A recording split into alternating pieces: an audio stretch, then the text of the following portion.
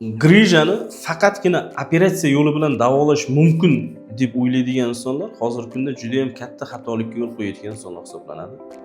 Hozirgi kunda O'rta Osiyo mamlakatida juda ham keng tarqalib borayotgan bu umurtqa pog'onasi kasalliklari ommalashib bormoqda. Bu hattoki 9, 10, 11 yoshli bolalarda ham, to 90 yoshgacha bo'lgan insonlarda ham har kunlik kuzatiladigan holat bo'lib qoldi.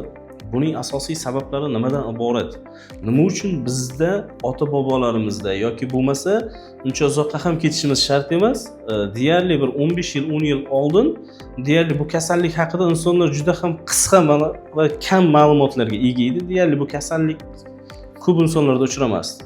Buning sabablari nima bo'lishi mumkin deb o'ylashligingiz mumkin. Ko'plar aytadi, ya'ni bizlardagi o'sha odamlar ko'proq jismoniy harakatlar bilan shug'ullangan yoki ularning harakatlari juda ham kuchli bo'lgan. To'g'ri, bularni ham aniq bir sabab qilib ko'rsatishligimiz mumkin. Lekin hozirgi kunda jismoniy harakat bilan doimiy shug'ullanib yuradigan insonlarda ham grija kasalliklari tobora ommalashib bormoqda. Даже ko'pgina sportsmenlarimizda ham mana shu kasallik bo'yicha bizga murojaat qilmoqda.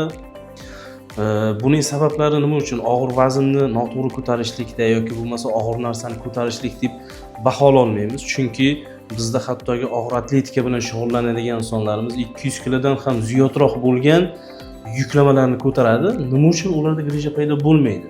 Demak, bu og'irlik ko'tarish bilan sabab qilib ko'rsatadigan kasallik turi hisoblanmaydi hozirgi kunda.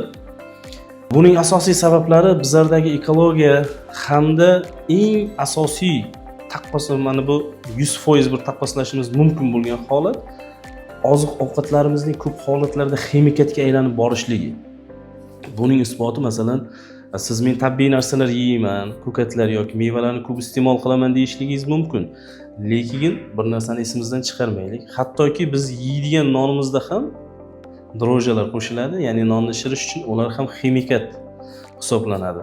Yeydigan, iste'mol qiladigan mol go'shtlarimizni semirtirishlik uchun har xil ukol hamda gormonlardan foydalaniladi. Bular ham o'sha go'sht mahsulotlariga qo'shilib ketadi. Va mana bu meva, sabzavotlarimizning asosiy ko'p qismi dorilanib, shu parniklarda har xil ximikat dorilar bilan parvarish qilinadigan hisoblanadi.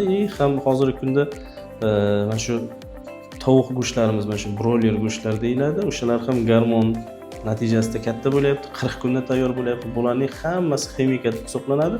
Bu ximikatlar bizning oshqozorimizga tushgandan keyin nima bo'ladi? Bizlarda moddalar almashinuvi avvalambor buziladi. Modda almashinuvi buzilgandan keyin bizlardagi mushaklardagi chiniqmaslik, mushaklarning juda ham nozik bo'lib qolishligi, disklarning slabiy bo'lishligi, kalsiyning kamayib ketishligi sabab bo'ladi va disklarda yorilib protruziyalar va grijalar paydo bo'lishiga olib kelmoqda. Bularning oldini olish uchun avvalambor bizda jismoniy harakatlarimizni to'g'rilashimiz va kunlik ovqat ratsionlarimizni to'g'ri yondashib, to'g'ri baholab borishligimiz kerak bo'ladi avvalambor. Hozirgi paytgacha biz 1000 dan ziyod bemorlarga shu grija kasalligini davolash bo'yicha yordam qilib kelmoqdamiz. Bizlarning grija davolash yo'nalishimiz hozirgi kunda O'rta Osiyoda yagona hisoblanib turibdi. Bizning asosiy kunlik bemorlarimiz operatsiyagacha bo'lgan holatdagi grija kasalliklari, ya'ni bu 19, 15 mm, 20 mm gacha bo'lgan grija kasalliklarini davolaymiz.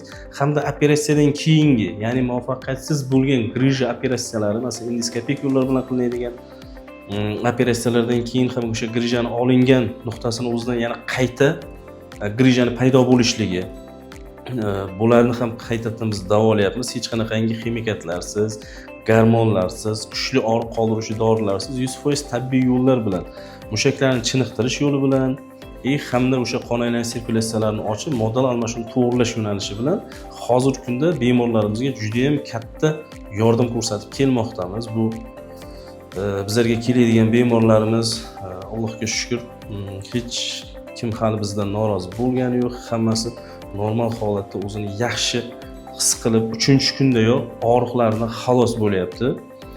Bundan keyin ko'p joylarda hozir qo'llanilyapti o'sha ukol dorilar yoki qo'shimcha fizlecheniyalar, iglokaliy terapiyalar bilan shug'ullanib bemorlarni davolayapti. Va chiqqandan keyin o'sha 1 oy davomida, 2 oy davomida shu jismoniy harakatlar bilan shug'ullantirishlikni beryapti. Lekin ko'p holatlarda o'zimiz ham kuzatib turibmiz hozir. internet tarmoqlari orqali ham o'sha kommentariyalarni ko'ryapmiz. Norozichiliklar juda ko'p bo'lyapti. Bunaqa holat ko'p uchrayapti. Demak, bizda ham bu narsa bor. Davolanish yo'nalishidan keyin uyga beradigan mashg'ulotlarimiz bor. Muntazam nazoratda olib turamiz. Biz bir kurs lecheniya qilganimizdan so'ng, masalan, o'sha 10 kun, 12 kun davomida lecheniyadan keyin biz 2 oydan keyin ikkinchi kursga, 4 oydan keyin 3-kursga kelasan degan mavzularimiz yo'q. Asosan birinchi oyda biz grijani surilishgacha bo'lgan jarayonni ta'mirlab berib, mushaklarni chiniqtirib beramiz. Birinchi muolajanimizda va uy mashg'ulotlari, jismoniy harakatlar bilan, ya'ni sizning kundalik hayotingizga xalaqit qilmaydigan mashg'ulotlar to'plamini sizga kompleks tarzda yetkazib beramiz. Siz buni ertalab va kechasi bajarasiz. Faqatgina qolgan paytda o'zingizni o'sha mahalliy uy ishlaringiz bilan bemalol shug'ullanishingiz mumkin. Bizda grijani davolash uchun har doim kafolat bo'lgan, bundan keyin ham kafolat bo'ladi. Men Amirov Shokirjon Shavkatovich 11 yildan beri grija davolash bo'yicha ekspert bo'lib kelaman. Hozirgi kunda mingdan ziyod bemorlarga o'zimning davolash yo'nalishim orqali yordam ko'rsatib kelmoqdaman. Agarda sizda va sizning yaqinlaringizdagi grija og'riqlari bezovta qilayotgan bo'lsa, ko'pgina yerlarda borib davolanib o'ziga yaxshi rezultat yoki foydasini sezmagan bo'lsa, bizga murojaat qilishligingiz mumkin. Biz qo'limizdan kelgancha sizga yordam qilamiz.